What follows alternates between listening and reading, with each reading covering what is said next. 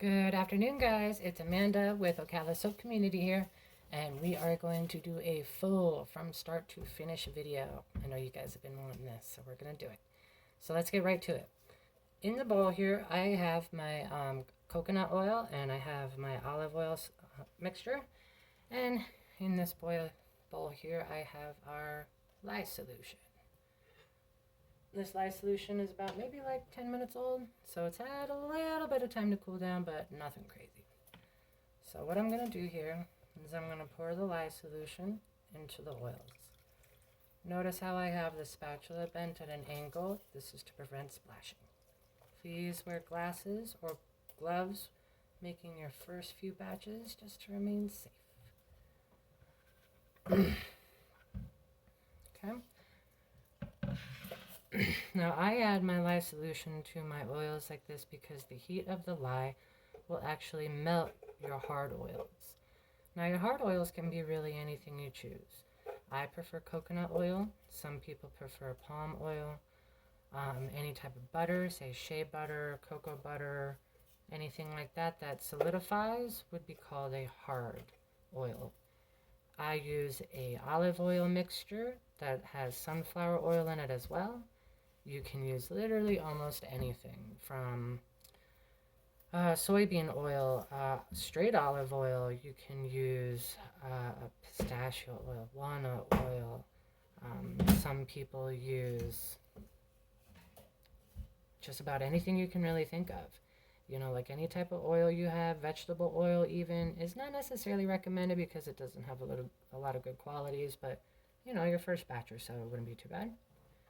So really this lye solution is just melting the hard oils. So let's just enjoy that together for a minute.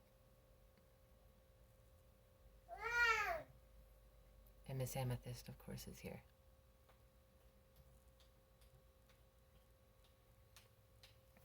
Some things to think about while we're just kind of getting these oils to melt is I'm going to be using an immersion blender. This is going to be bringing our soap together. I'm going to be using red and green mica to make a nice little Christmas themed batch today. And we're going to be using a mixture of a fireplace and Christmas tree scent so we can make another batch of the winter gathering, which seemed to be pretty popular.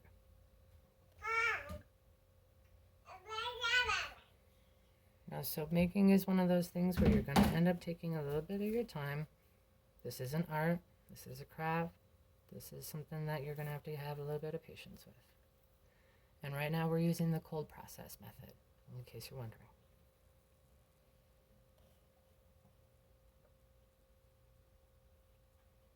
Now, while that's doing its thing, let's talk a little bit more about our equipment. This is the mold that I use. This is about a 36 to 42 ounce mold, I believe. I got this off of Amazon. It comes in a wood liner. You absolutely need this wood liner because this purple liner is just a removable silicone one, and without it, your soap spills everywhere. So make sure you get the silicone liner with the wood box. These are the micas that I'll be choosing today. These are from Nurture Soap. This one's called Savage Garden. It's gorgeous. It's a nice deep green. And this is a very popular Trial by Fire. This is the red. If you want a red in soap, this is the only one that'll give you a true red. This is from a different company called Nature's Garden. These are my fragrance oils. We're going to be using a little under 2 ounces today.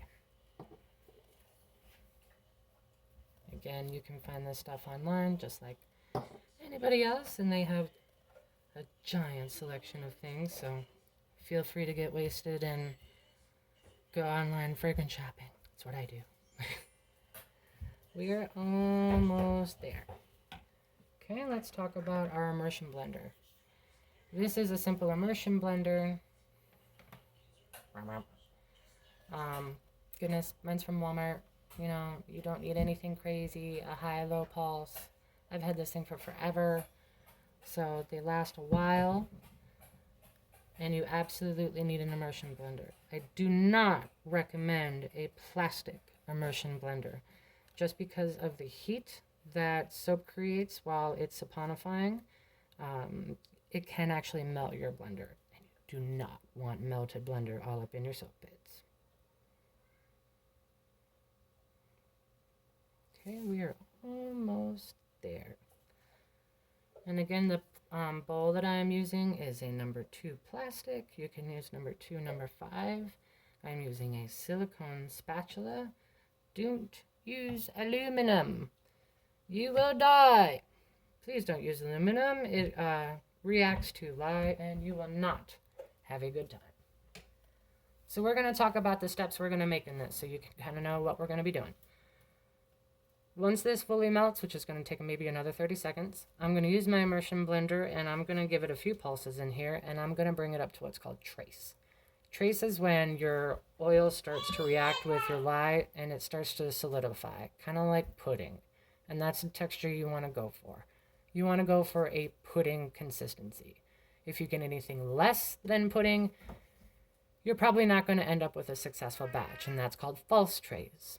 You want to make sure that your batter gets nice and thicker. Even if you have a thicker batter, it is better than having a looser batter because you have a higher chance of it actually succeeding. So I think we're about there, so let's do it. This is the part where you add your fragrance. Once everything is all melted, once everything is ready to go, and you're just about to stick that immersion blender in there, add your fragrance.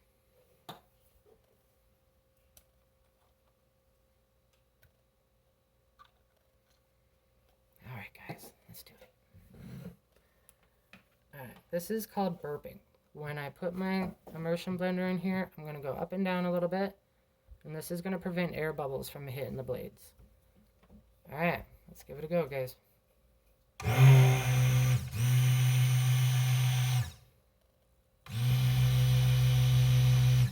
And 3. Okay, stir it all around.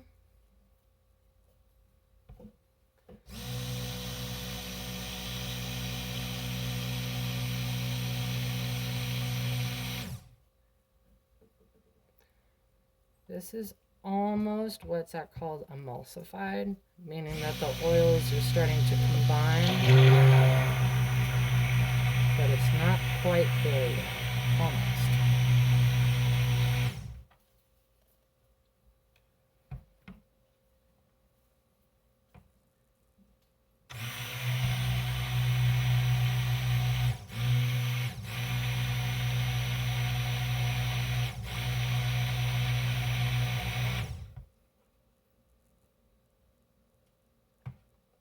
Not there yet.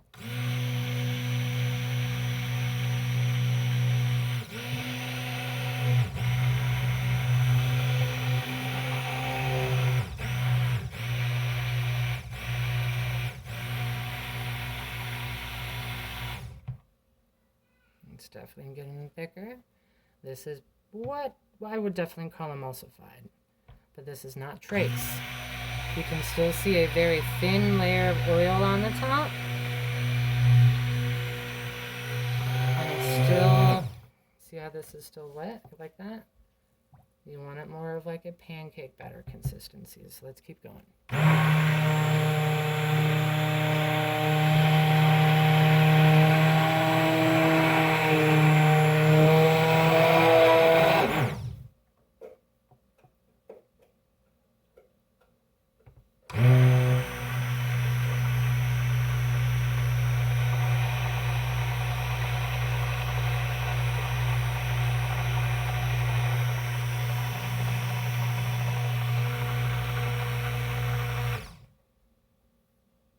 Alright, I'd say this is about the consistency I'd want to do if I'm splitting colors, which we are. It's getting a little bit thicker and it's actually holding on to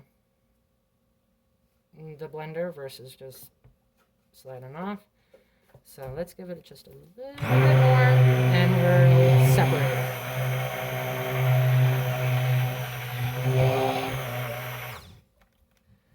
Alright, so scrape off your blender.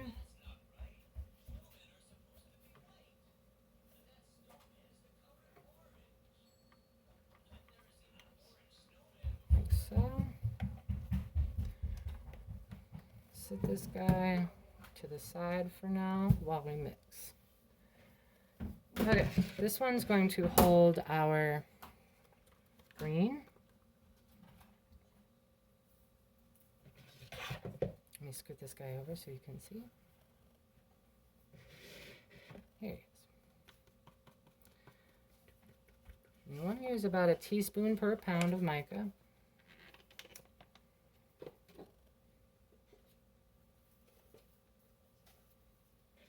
And we are going to pour. See how it's even thicker now that I've let it sit in the bowl for a minute? This is the consistency we want. Where it's thicker but manageable. Here we go.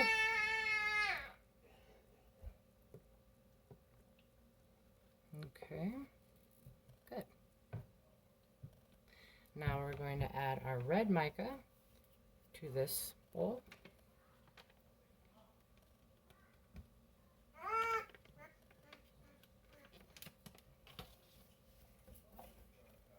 Okay, and then stir this one around.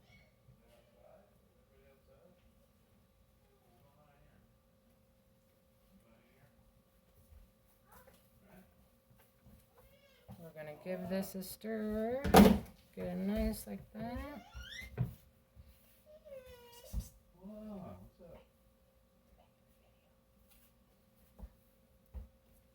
Alright.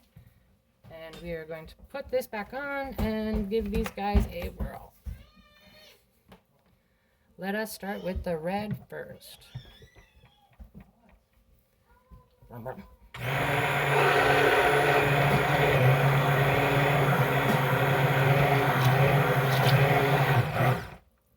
There she is. Nice, beautiful red. Now you can either scrape this off or you can just kind of go for the gusto, which is what I do. But see how like it's gotten thicker at this spot?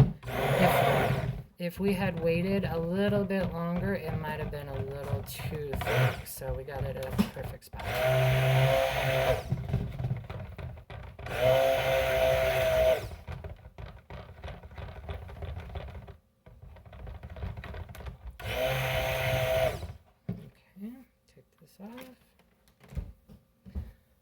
Let's talk really quick about the type of swirl we're going to do because we have to work fast. The slower you are, the more this is going to set up and the thicker of a design you're going to have. We're going to do what's called an in-the-pot swirl, and it's pretty self-explanatory. I'm going to put the green into the red at a 12 o'clock, 4 o'clock, 6 o'clock, and 10 o'clock position. Or, whatever. 5 o'clock somewhere, right? And it's going to make this really nice swirl once we put it in the mold. And we are almost done, guys. Alright, let's do it. In the pot swirl, here we go. 12 o'clock.